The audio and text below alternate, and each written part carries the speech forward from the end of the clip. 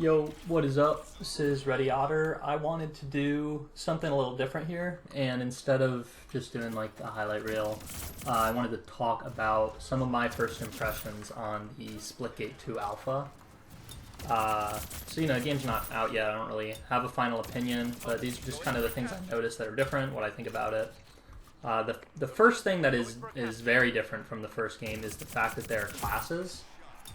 So I was worried it was going to be like a hero shooter. It's not really like that. There are 3 classes. There's one with an ability that makes you go fast, one with like an energy wall they throw down, and one with like a scan that shows your whole team where the enemies are through the wall. Other than that, they each just have like an equipment. So that's like either a stim or some sort of grenade or like a stun grenade. And then they also have these team passives. So if you're have a fast guy, it's called Arrow, on your team, everybody on your team gets faster equipment charges. If you have the guy with the shield, everybody in your team gets more ammo reserves. So that pretty much makes it that you have to have one of each class in your team comp, which is kind of annoying, especially with matchmaking, but whatever, it's not the biggest deal ever. The weapons are also, like the loadout weapons you spawn with, are also class restricted, which is weird and a big departure from the first one, which, everybody pretty much just had like a DMR and a pistol, both semi-automatic weapons, and then anything like an SMG or whatever you had to pick up on the ground, and it was like much more powerful. So because of this, it feels a lot less like an arena shooter, because everybody's not on that equal footing. Like, you're gonna have a dude zipping around with an SMG fighting a dude with an energy wall and like a slow firing DMR or like an AR or shotgun or something, which is I don't really like, but it's not the end of the world. I do like that you can move a bit faster in this game. Like, there's a slide. It feels like you get a bit more horizontal momentum.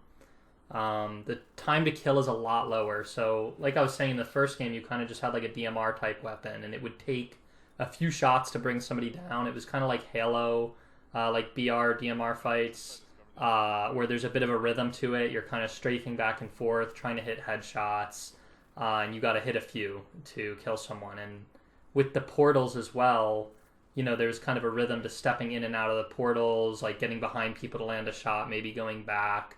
It was like a lot more of like a duel, I guess, rather than this where you're kind of hoping to get behind someone and just spray them down really quickly. I don't think it's necessarily a bad thing, but it's a bit weird. I'm not sure if I like it. Like, it's definitely more of like a zippy COD Titanfall movement shooter than Halo. I don't really think the Halo comparison the first game got is very accurate to how this plays.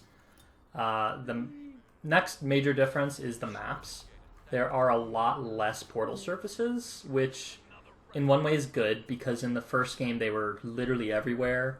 And there's this technique called triple portaling, where you put down a portal, you put down another portal, you step through it, and then when you get through that next portal, you immediately fire another and step back in. So you're pretty much strafing in and out while moving the exit portal. And this allowed people who got really sweaty with it to pretty much move anywhere on the map super quickly, because you had a sight line like to a million portal surfaces from wherever you were standing. In this game, they're a bit more strategically placed.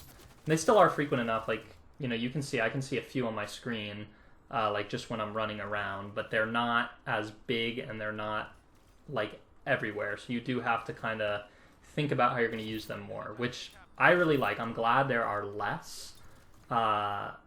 But especially with the quick time to kill, it feels like they're not really as much part of the actual fight as much as they're for like flanking.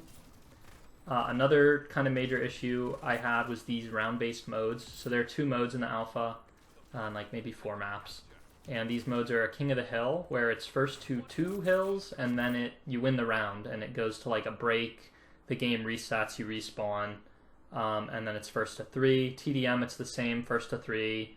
Rounds, and a round you need 15 kills, which is very little. And you'd play for like 3 minutes and then get pulled out of it and respawned, which is weird. And I'm seeing a ton of people complain about it. I'm sure they're gonna change it, at least a little. Splitgate 1 had a lot of modes, so I'm assuming there'll be a lot more than what's here. So if you don't like these modes, there'll be something else to play.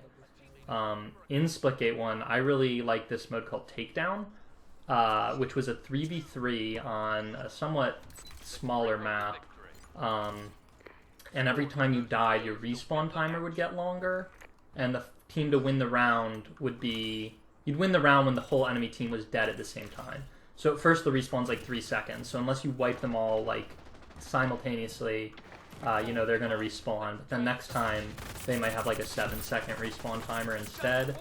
And it was kind of fun because you could get like a crazy comeback, like you could have died a few times, but then have just like a really great fight where your team just like shreds the enemy team even though their timer's shorter and you win. But also once that timer gets longer, your team's getting staggered. It was like a really fun, I guess, push and pull. And it was a ranked mode as well, and I sunk the vast majority of my time in Splitgate 1 into that mode.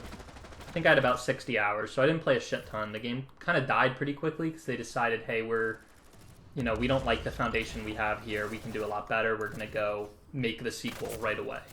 And that's also why a lot of these changes are here. The first game was like just a few people making it.